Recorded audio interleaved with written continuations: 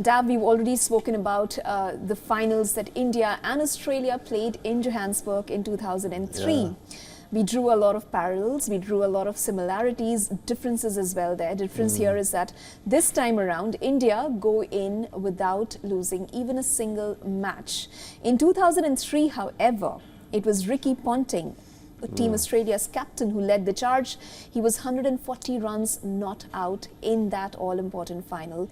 Do you see a similar thing happening with Rohit Sharma? He is the highest century getter in World Cup so far. He has 7 of those.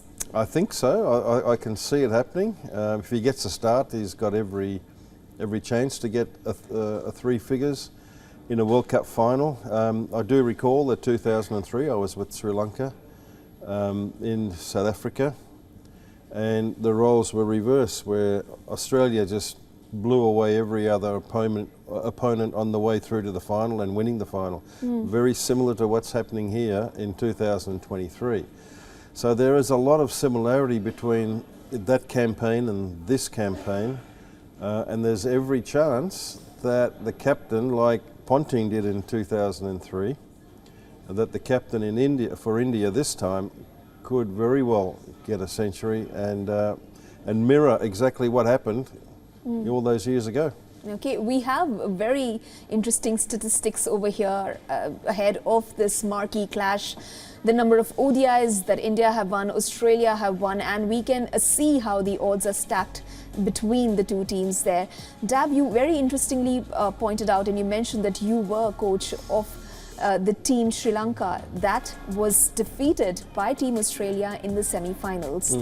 So you perhaps have understood the team that played in the finals against India really well. Yeah. Keeping that in view, what would you say about this particular team that takes on India on Sunday? Very similar. Yes, we were one of the teams that lost to Australia on their way. It was a semi-final loss in Port Elizabeth, so I know very well how strong that team is. But I think very, very similar. You know, very strong in 2003 and very strong in 2023, from yellow to blue.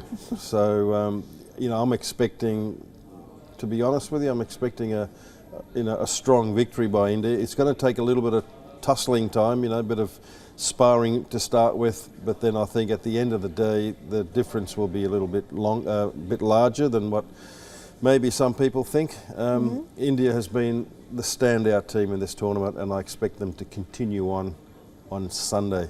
Are the temperaments similar to the one that Australia had in 2003? Does India have a similar temperament? I think India is getting to where Australia was. Australia is a very aggressive team in those days, and there are some very much aggressive players in the Indian team now. But ultimately, what you want, you know, to see the aggression with the bat, see the aggression with the ball, see the aggression, the way in which you throw yourself in the field with a very good attitude and stop everything and catch everything. You know, so I think this Indian team has got that enough aggression in them to prevail.